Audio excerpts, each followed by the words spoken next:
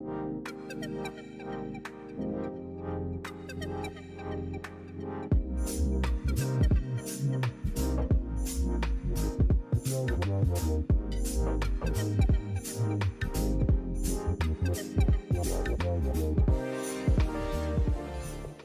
everybody. This is Paul Hitchcock. I'm with the law firm Barth Calderon. We're an asset protection, estate planning, business planning law firm. We work with a lot of rental income property owners. We're located here in Orange County, California, serving our clients across the country. This is Wealth Protector TV, where we have incredible guests on here teaching, helping, educating, and certainly Alexandra Alvarado is one of them. Welcome.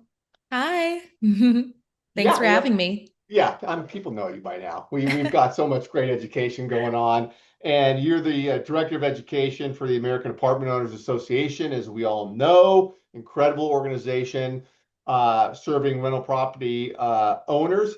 And you've got a great topic. We were talking offline. I think this is just very hot for a lot of reasons, but it's what's going on the landlords to be aware of when it comes to student debt. So hit us with it. Well, I don't have great news.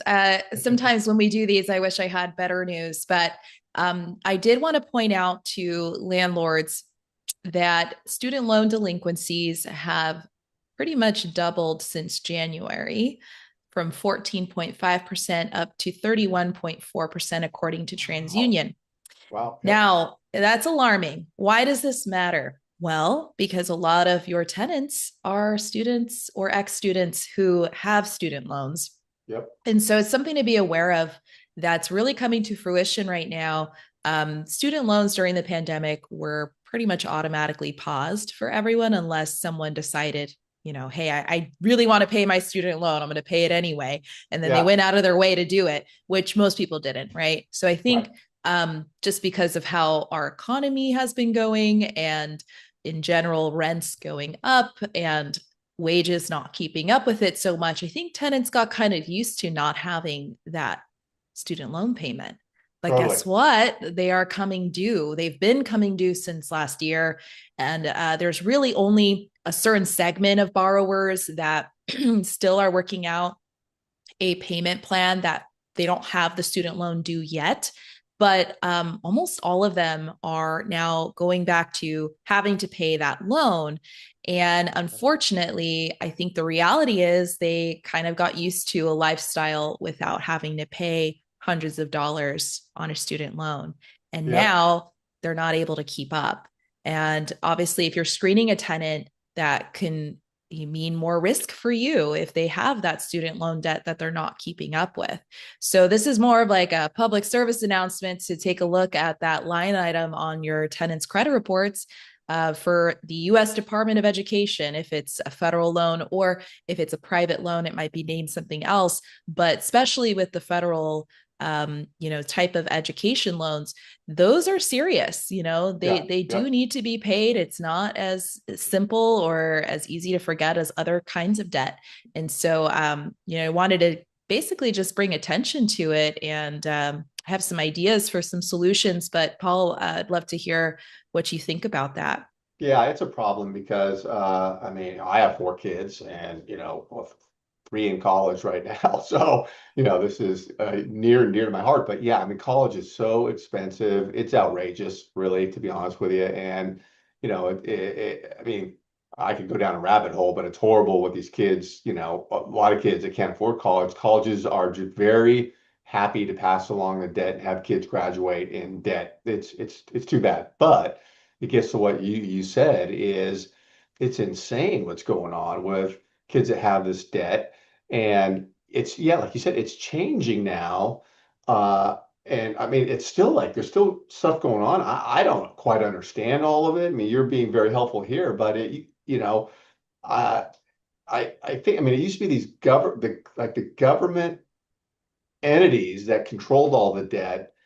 That's switching, like they're rolling that to a new entity or something. Used to be, I forget the name of it, but then those can go to like a debt collector, right? Yes, Because absolutely. yeah, Yeah. I mean, it really isn't, I think, a safe kind of debt to have in if you're not keeping up with payments. yeah, So just to give you another stat, 2.2 million borrowers experienced a 100 plus point drop in their credit score recently due to student loans. Student loan, So okay.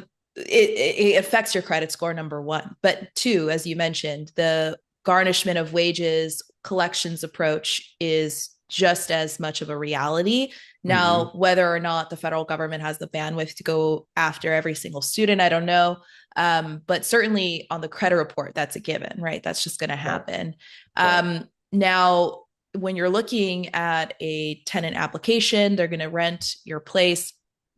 Really, what you want to make sure they have is not only enough to cover the student loan payment, but what happens, on a rainy day. That means maybe looking further into their savings.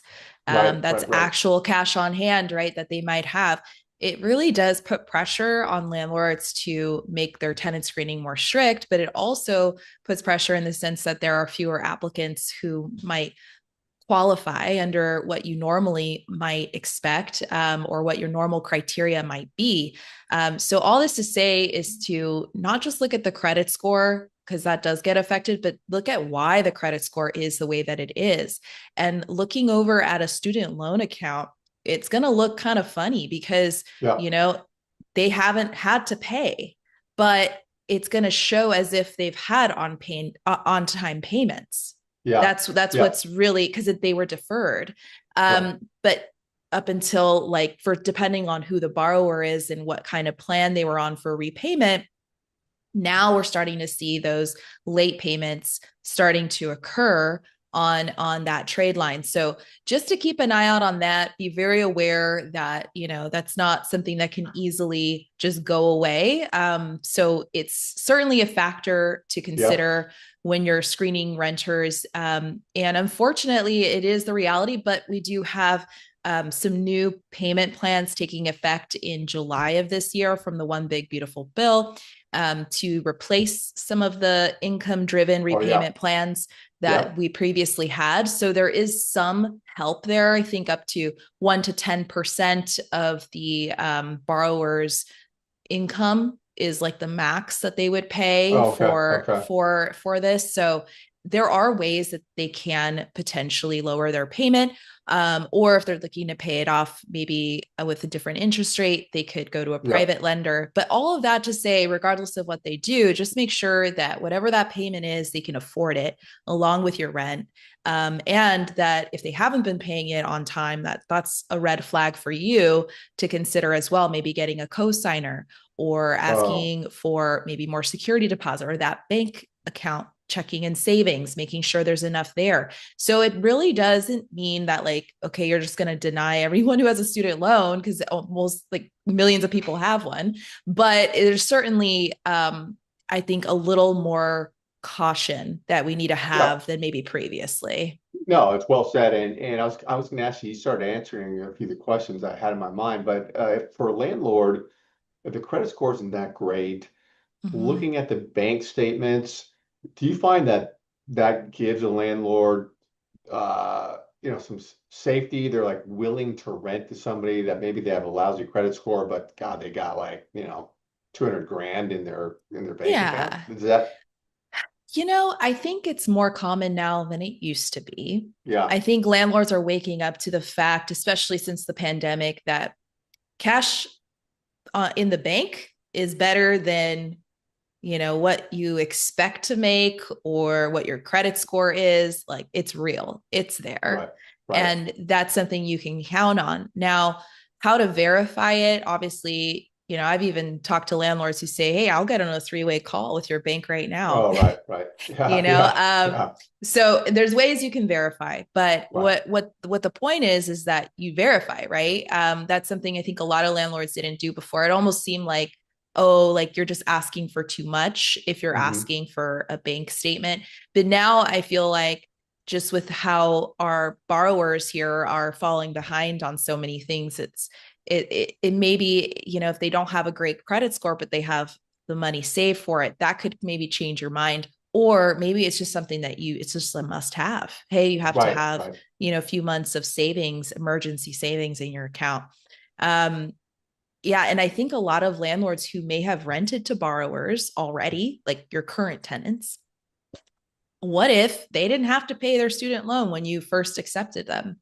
And Right. starting this month, they do. And now they Oh, have to yeah. pay an extra $500 a month for Yeah. a student Yeah. loan. That's going to change things for them. So, unfortunately, I think some landlords who didn't do this homework before, who maybe didn't verify that there were funds Yeah. or how much that student loan payment was going to be in the Yeah. future. Yeah. I mean, I could certainly see this now impacting a tenant's ability to pay rent, current tenants.